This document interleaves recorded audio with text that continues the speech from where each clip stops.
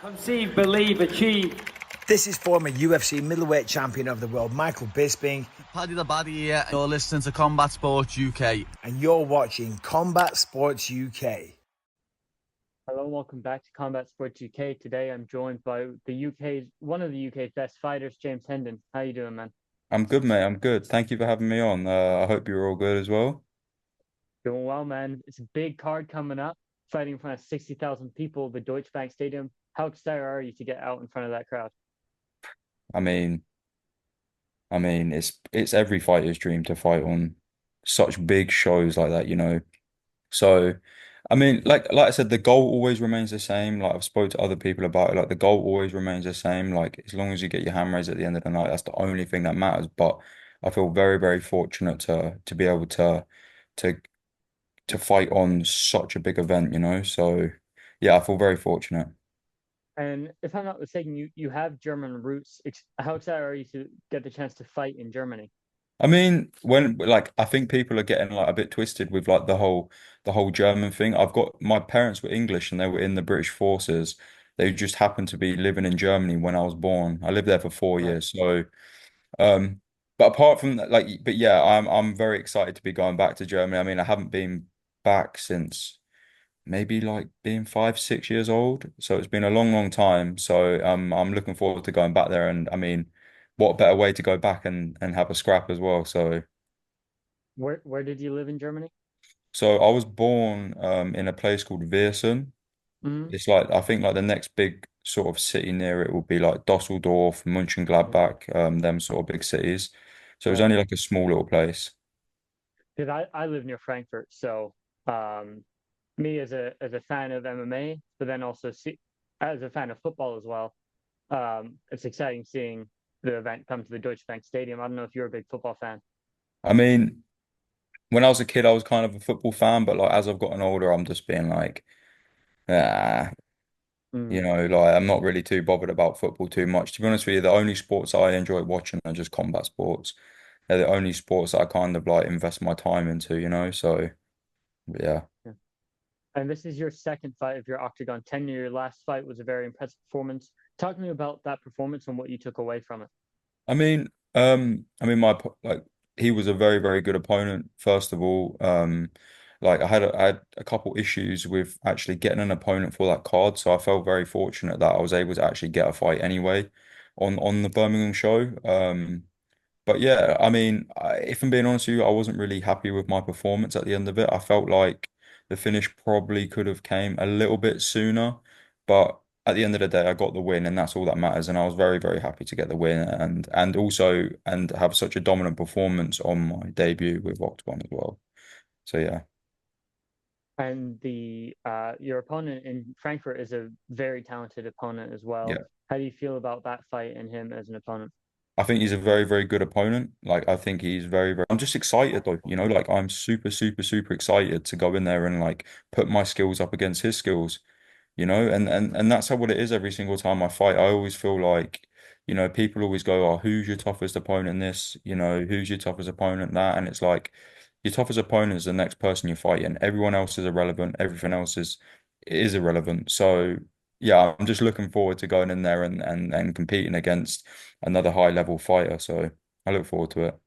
And he lost his last fight against Duque. I wonder, have you watched that fight Yeah. and have you kind of seen where you can exploit maybe his flaws or the way he fights? Yeah, for sure. I mean, like I've said in previous interviews as well, like I'm pretty obsessed when it comes like when it comes to signing the contract to fight someone. So as soon as I sign the contract to fight someone, that's it. Like I'm studying the ins and outs of them, mate. So I'm watching constant footage of them, watching videos, just trying to pick up on all the tiny little details that a lot of people don't really see.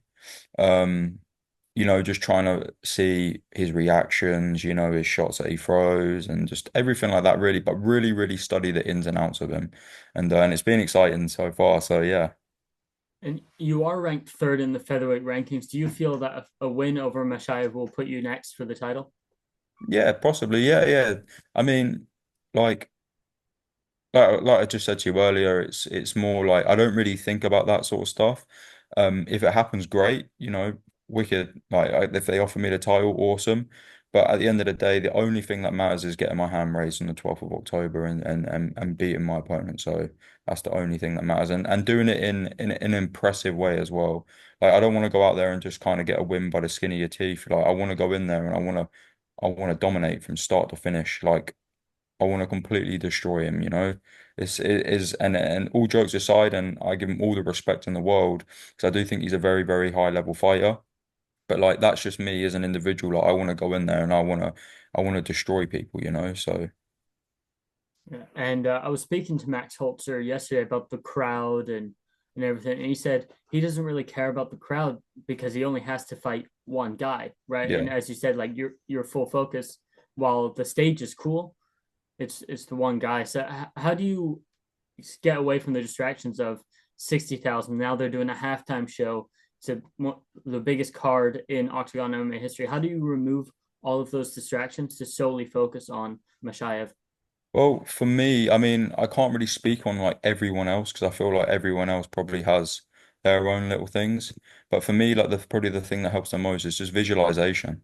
Just like tons of visualization every single day, visualizing the fight, visualizing being in the arena. See, even before I'm going to spar in the gym, it's like visualizing walking out, visualizing being in the cage, standing opposite my opponent. So just things like that that really help me, and I feel like it's one of them things where you can't just necessarily do it once. I feel like you've got to have like a regular thing and do it all the time. So it's like it's familiar, you know. So everything becomes familiar. And how has this training camp been? You mentioned being obsessed with watching film, but outside of that, who have your main training partners been, and how have you felt that this training camp has gone preparing you for this fight? I mean, like in our gym back in Sunderland TFT, we've got like heaps and heaps and heaps of talent.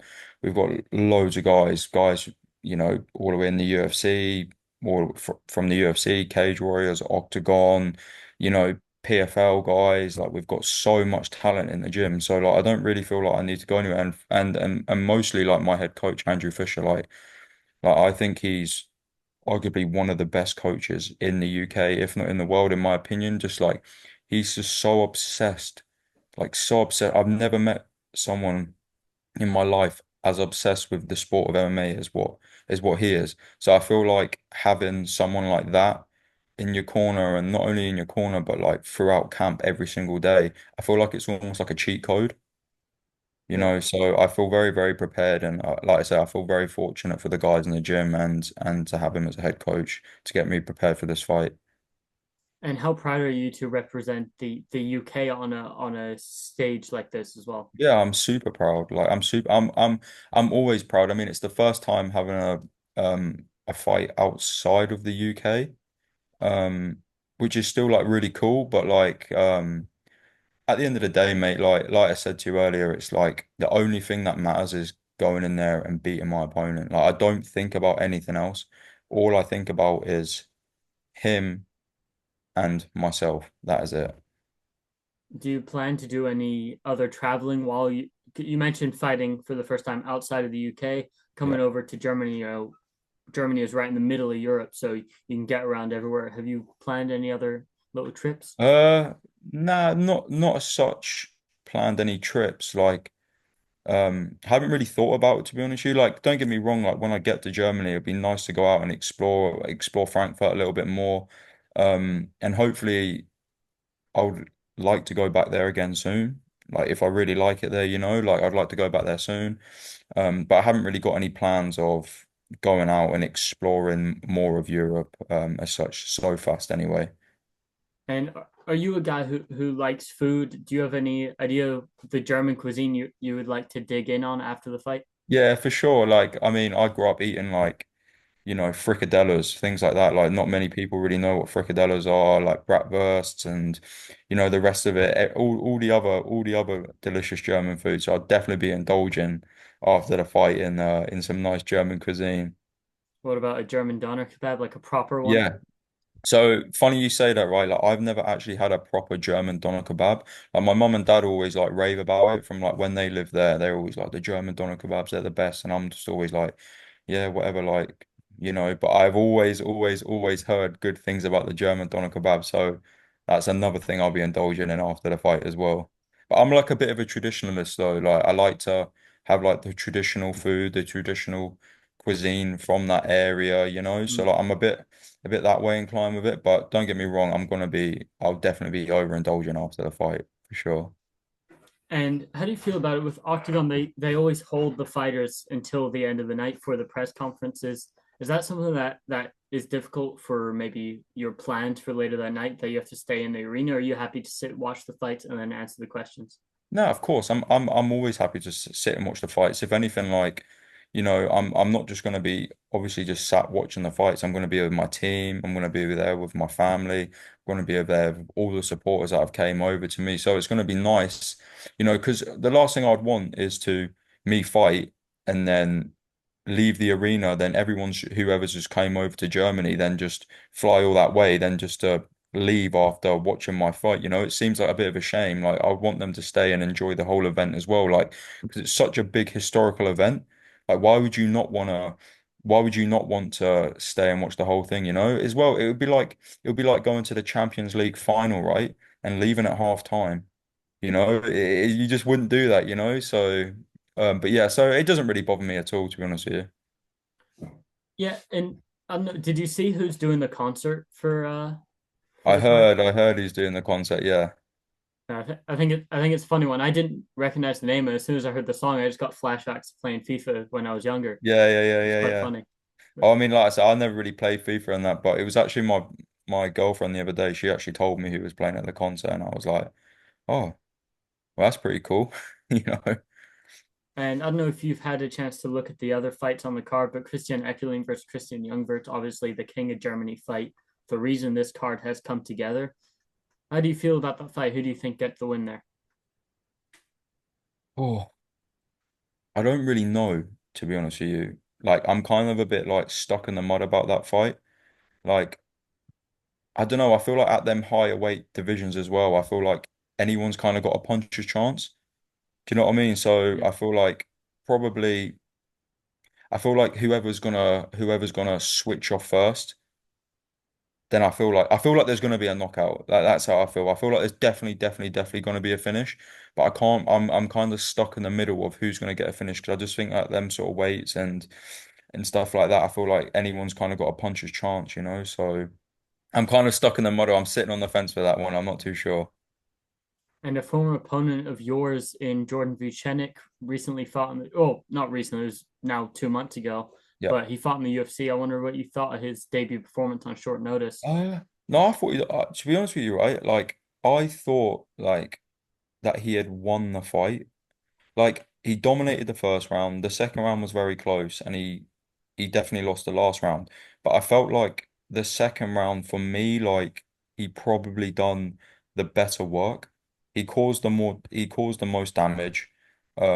I mean, you can tell looking at their face at the end of the fight, like who caused the most damage and stuff like that. So I thought he put a really good performance on. And it's just a shame he didn't really get the win. But it's fighting though, isn't it, mate? It's fighting at the end of the day. Is that a fight you'd like to get back as well? Oh, 100%. 100%, 110%. Like I wanted that fight back, you know, as soon as the fight was over with. Like I wanted a rematch immediately, but unfortunately things don't align correctly. And then here I am now and there he is, he's making a good life for himself. So I'm happy for him. Yeah. And to close out this interview and to close out all interviews, I like to do a quick fire segment of asking fighters what their favorite movies are and personal life stuff and stuff like that. So Yeah, as I cool. said, first of all, your favorite movie.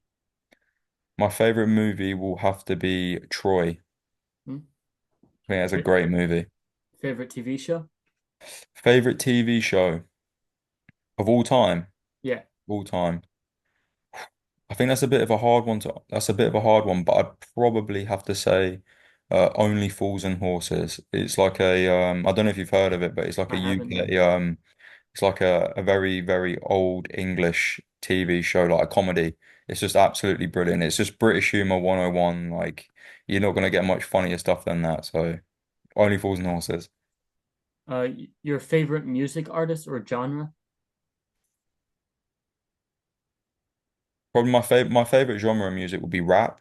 rap music, but like I wouldn't say I've got a favorite artist as such. Like I love so many different artists, so many different genres of music, but rap is up there, and I wouldn't say I've got a favorite artist. Yeah. Do you have a favorite fighter of all time across all combat sports? Favorite fighter of all time? Yeah, Mike Tyson. 100% Mike Tyson. Like I said, across platforms, like if it was individualized, like it would be different. But like I've ever since just being a very, very, very young kid, like I've always been obsessed with Mike Tyson. Like everything from his fighting style to his mindset. Um, so yeah, Mike Tyson. And do you have a favorite fight of all time? Oh, favorite fight of all time. There's so many good fights. There's, to be fair, right, probably the most recent one was that Max Holloway Gagey fight. That Hmm. was absolutely bananas. So I'll go with that one, Max Holloway Gagey. That was a crazy fight. And do you have a favorite fight of your career? Favorite, probably when I fought Tobias, Yeah. Tobias Harila. Yeah, when I fought Tobias Harila for sure. Have you ever had a funny interaction or story, maybe backstage with a fan or a fighter or anything like that? Um, I wouldn't say like as much of like a funny interaction, but like to be honest with you, I'm quite like introverted. Like I'm not really like one to kind of create big conversations and like go out my way to speak to people. To be honest with you, like I'm just kind of like I'm when I'm in the zone, I'm in the zone and like and I feel like people kind of respect that as well. They can kind of see that I'm in the zone, so they don't really try and bother me too much. So no, I haven't really had any like funny or weird altercations with anyone after like behind the scenes. Yeah. And I don't know if you're a big video game guy, but do you have a favorite video game of all time? Probably Assassin's Creed. Yeah, Assassin's Creed, like the Assassin's Creed are just absolutely brilliant. yeah, they are. Absolutely brilliant. So Assassin's Creed, yeah. Yeah. And final question, dream holiday destination. Dream holiday destination. To be honest with you, at the moment, probably Texas. Yeah. Yeah, Texas looks cool. Like all the barbecue and stuff like that, man. It looks mental and like you just always hear so much good stuff about it. So I'd probably say Texas right at this current time, Texas. And just to close out this interview, where can the people find you on social media? And if you want to shout out anything, here's your platform. Yeah, so you can find me on Instagram at James underscore Hendin. Shout out to like my teams. Shout out to TFT, Northeast Jiu-Jitsu, McNaldo's, Andrew Fisher, Joe McNally. A shout out to all my sponsors out there, Wingate Originals and Gourmet Gains. You and the rest of them, like there's so many people that have helped me out, so many people that like that I'd like to name, but I'll be here all night if I was to name them all. But the main ones like Gourmet Gains, Wingate Originals, like TFT, the gyms, McNaldo's, Northeast Jiu Jitsu, like shout out to all you guys, you've helped me so much. Well, thank you so much for the time today, Thank you, James, and man. best of luck next week. Thank you, mate. Thank you. Thank you very much.